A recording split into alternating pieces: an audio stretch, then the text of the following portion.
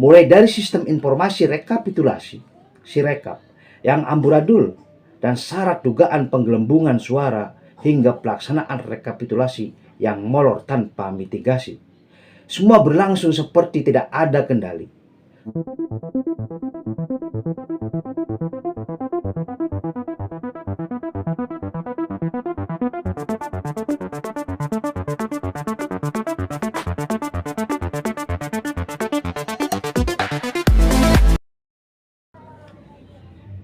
Tanggung jawab seakan menjadi barang langka di republik ini. Susah buat ditemukan, apalagi untuk didapatkan. Langka karena pihak-pihak yang menjadi pemangku kepentingan malah defisit keterbukaan dan di saat bersamaan surplus ketidaktransparan. Seperti yang terpampang di depan publik hari-hari ini. Para komisioner KPU RI seolah diam seribu bahasa dikala pesta demokrasi perlahan-lahan berubah menjadi nestapa. Mereka bungkam ketika berbagai kejanggalan mewarnai pemilu 2024, baik di pemilihan legislatif maupun pemilihan presiden dan wakil presiden. Mulai dari sistem informasi rekapitulasi, Sirekap, yang amburadul dan syarat dugaan penggelembungan suara hingga pelaksanaan rekapitulasi yang molor tanpa mitigasi. Semua berlangsung seperti tidak ada kendali. Publik jelas sangat butuh KPU untuk bertanggung jawab. Kenapa pemilu yang dianggarkan sebesar 71,3 triliun itu penuh keanehan, ketidaksiapan, dan aroma kecurangan? Itu duit yang sangat besar dan asalnya dari kantong rakyat sendiri.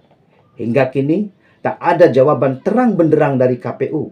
Persoalan Sirekap misalnya, setelah akses di Sirekap ditutup, publik malah disuruh untuk mengakses hasil penghitungan perolehan suara resmi melalui KPU daerah masing-masing. Padahal aplikasi yang disebut-sebut berbiaya 3,5 miliar itu diperuntukkan sebagai acuan penghitungan sementara suara pemilu 2024. Kalau toh akhirnya publik harus mengakses lewat KPU daerah masing-masing, untuk apa Sirekap dibuat dengan begitu mahalnya? Contoh berikutnya, soal rekapitulasi yang molor di sejumlah provinsi seharusnya selesai 10 Maret lalu malah diberikan kelonggaran lewat surat edaran tertanggal 4 Maret 2024. Rakyat betul-betul dibuat bingung, KPU ini lembaga profesional ataukah abal-abal? Kalau KPU profesional, tentu semua keanehan termasuk soal temuan kecurangan pemilu di luar negeri tidak akan pernah terjadi, sebab semua sudah dipersiapkan mulai dari plan A, plan B, bahkan plan C. Tujuannya agar jangan sampai ada kendala sekecil apapun. Faktanya, semua berantakan, amburadul, dan tidak karu-karuan. Lalu apakah salah satu publik menyematkan, walau hanya dalam hati, bahwa lembaga yang dipimpin Hasyim Asy'ari ini abal-abal, bermutu rendah, bahkan tanpa mutu sama sekali. Publik kini menaruh harapan kepada parlemen untuk memanggil KPU, Bawaslu, dan Dewan Kehormatan Penyelenggara Pemilu DKPP. Para wakil rakyat di Senayan harus menuntut tanggung jawab 3 lembaga yang berwenang dalam urusan pemilu. Benarkah ada tekanan terhadap mereka? Betulkah ada order-order tertentu sehingga jadi pelaksanaan pemilu berantakan sana-sini? KPU mesti berani terbuka siapa pihak-pihak yang mendesak mereka sehingga situasinya menjadi seperti sekarang ini. Selain itu, DPR juga harus serius menggulirkan hak angket.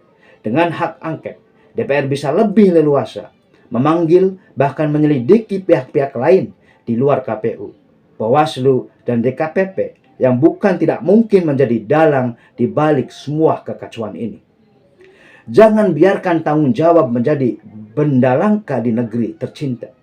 Jangan sampai publik bertindak dengan logika mereka sendiri, menghadirkan pengadilan rakyat bagi pejabat yang berkhianat. Cukup sekian, terima kasih. Informasi ini diambil dari editorial Metro TV.